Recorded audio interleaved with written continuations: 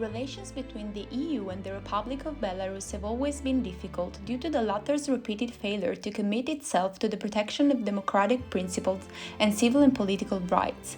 It is for this reason that the EU has not yet ratified the bilateral partnership and cooperation agreement concluded with Belarus in 1995.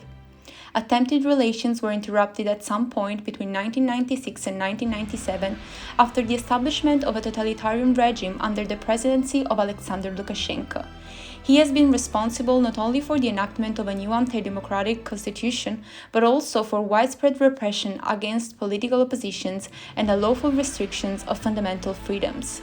The EU thus decided to impose a travel ban on more than 100 Belarusian officials and halted negotiations not only for the conclusions of the agreement, but also for the elaboration of an indicative program within the Technical Assistance Program to the Commonwealth of Independent States, a foreign aid program implemented by the European Commission to help members of the Commonwealth of Independent States in their transition to democratic market-oriented economies. At the time when the EU was formulating its neighborhood policy with its eastern and southern neighbors in 2004, Lukashenko yet again modified the constitution, ensuring his possible re-election ad vitam. The lack of democratic reforms and the violation of the most basic human rights in Belarus implied that it was a priori excluded from the European neighborhood policy. This has left the EU without a well-defined political and economic framework for conducting its relations with Belarus. Furthermore, new restrictive measures were imposed on Belarusian officials responsible for the disappearance of well-known opposition activists at the beginning of the 21st century, and on President Lukashenko himself due to the electoral fraud carried out in 2006. Subsequently, a temporary decrease in the levels of repression within the country led the EU to suspend almost all the restrictive measures that had been adopted. The real reason for the EU's easing of restrictions was actually Belarus' refusal to recognize Abkhazia and South Ossetia after the Russo-Georgian War in 2008. However, it wasn't long before a new set of sanctions were imposed on the country. Indeed, the violent repression of opposition protests during the presidential elections in 2010 led the EU to impose an arms embargo on Belarus, a travel ban on 227 Belarusian officials, including Lukashenko, and an asset freeze on private individuals and companies. Only in 2015, after having issued authorization to release political prisoners, the EU removed part of the sanctions.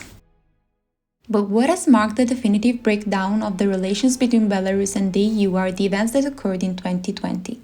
Since the outbreak of the pandemic, President Lukashenko has downplayed COVID-19 without taking measures to prevent its spread and vaccinate its people.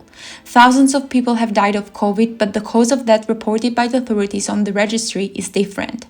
Furthermore, in the aftermath of August presidential elections, Belarus has witnessed an escalation in human rights violations and disregard for the rule of law.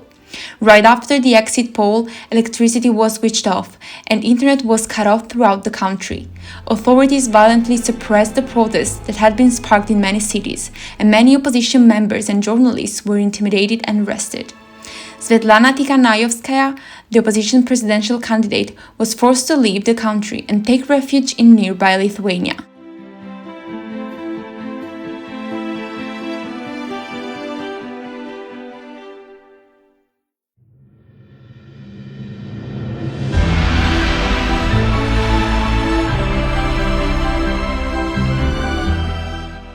The sanctions adopted against Belarus have proved to be completely detrimental and ineffective over time. Although EU adopted targeted sanctions, still the minimization of the external aid as well as the interest of foreign investors negatively affected the economy of the country and individuals' quality of life. The imposition of this new round of sanctions has also led almost to a total absence of dialogue between the organization itself and the country, thus hampering the desired process of democratization in Belarus.